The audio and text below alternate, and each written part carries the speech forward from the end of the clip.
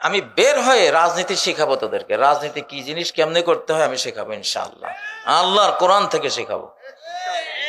সাইদি সাহেবরা যেই রাজনীতি শিখিয়ে গেছেন, জেলখানায় যাওয়ার পরে পরিকল্পনা নিয়েছি, চিরকাল কখনো রাজনীতি করিনি, তারপরও রাজনৈতিক মামলা দিয়ে জেলে যখন এনেছো ভারত আর ভারতের দালাল্লা, জেল থেকে খালি বের, আমি জানতাম আমি বের হবো, আমি তোরা আমার আটকাতে পারবি না,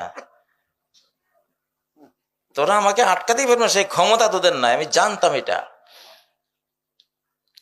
যেদিন আমি বের হয়ে রাজনীতি শিখাবো তোদেরকে, রাজনীতি কি জিনিস, কেমনে করতে হয় আমি শেখাবো ইনশাআল্লাহ। আল্লাহর কোরআন থেকে শেখাবো। সাইদি সাহেবরা যেই রাজনীতি শিখিয়ে গেছেন, তাই না? নিজামী সাহেবরা যে রাজনীতি করতে গিয়ে গলায় ফাঁসি নিয়েছেন। গত পরশু গিয়েছিলাম, যুদ্ধাপরাধ ট্রাইব্যুনাল যেখানে বসতো সেই বিল্ডিং এ গিয়েছিলাম, সেটা এখন আমার হাতে, আমাদের হাতে।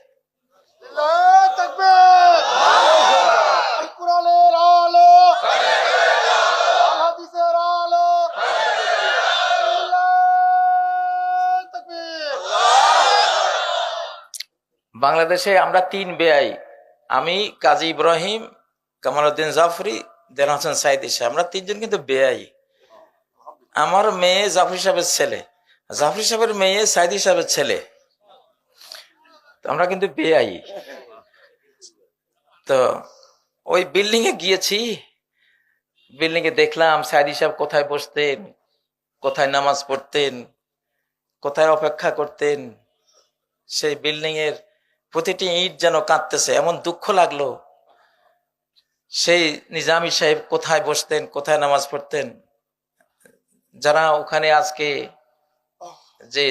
যে ট্রাইব্যুনালের যারা ব্যারিস্টার, লয়ার, আলহামদুলিল্লাহ তারা আমাদের এখন।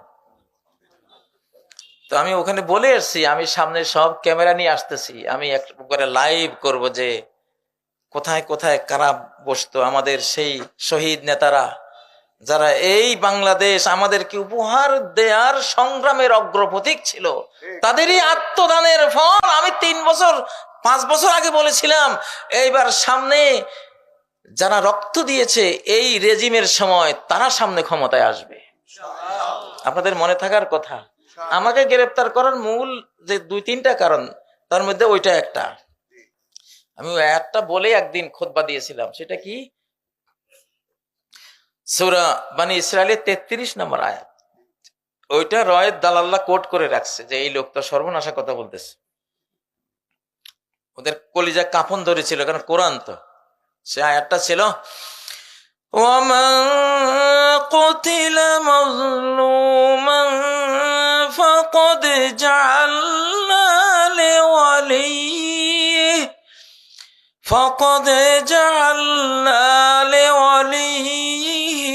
সুলতানা, যে আমার এই জমিনে মজলুম হয়ে খুন হবে, তার ওয়ারিসদেরকে, পরবর্তী জেনারেশনকে আমি ক্ষমতা দেব, আমি দেব। যেদিন আব্দুল কাদের মোল্লা সাহেব নিহত হন, আমি ক্লিয়ার ছিলাম আমার সূত্র দিয়ে যে উনি একেবারে নিরপরাধ একজন মানুষ। তখনই আমি আয়াতটা হারাতেছিলাম যে এই আব্দুল কাদের মোল্লাদের ছেলেরা, তাদের কর্মীরা একদিন বাংলাদেশ দাপিয়ে বেড়াবে ইনশাআল্লাহ। তাদের এই রক্তের যে পাওয়ার, এই রক্তের যে অ্যাটমিক পাওয়ার, নিউক্লিয়ার শক্তি, এই শক্তি তো বৃথা যাবে না।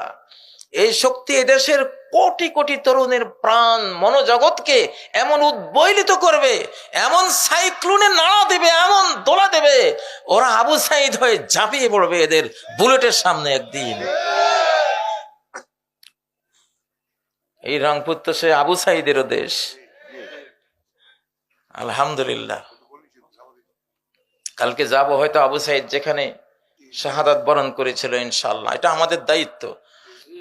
এগুলি শুধু জিকির করবেন, আবু সাইদের কথা খালি বলবেন, কে কোথায় নিহত হয়েছে শুধু বলতে থাকবেন, না বললে যে জাতের জাত, বাঙালি জাত ভুলে যাবে, বুঝেন না? সারা কোরআনে আল্লাহ তাআলা কতটুক গেলে কাযাবে আলা ফিরআউনা ওয়াল্লাযিনা মিন ক্বাবলিহিম, খালি ফেরাউনের গল্প, ফেরাউনের গল্প, কমে আদ, কমে নূহ, কমে শুআয়ব, কমে ফেরাউন, এদের খালি গল্প। কেন আল্লাহ করতেছেন এত গল্প? নাহলে আমরা ভুলে যাব যে বেঈমানরা, অপরাধীরা কিভাবে অপরাধ করেছে, কিভাবে ধ্বংস হয়েছে, সারা কোরআন এগুলির ইতিহাস, ঠিক নয় কি? তো আল্লাহ যে কোরআনে ফেরাউন, নমরুদ, সাদ্দাদ, হামান, কারুন এদের ইতিহাস শুনিয়েছেন, বারবার বারবার রিপিট করেছেন। কেন রিপিট করেছেন? রিপিট না করলে বান্দারা ভুলে যায়। এটা কোনো নর্মাল কথা না, এটা কিন্তু একটা বিশাল দার্শনিক তত্ত্ব কোরআনের। আপনাকেও আবু সাইদের কথা যেই কোনো মিটিং এ বলতে হবে, তার আত্মদানের কথা তুলে ধরতে হবে। সেদিনকার সংগ্রামে আরো কারা হাত হারিয়েছে, পা হারিয়েছে, চক্ষু হারিয়েছে, জীবন হারিয়েছে, এদের কথা বলতে হবে। তাহলে উজ্জীবনী শক্তি আপনাদের ভিতরে টিকে থাকবে ইনশাআল্লাহ।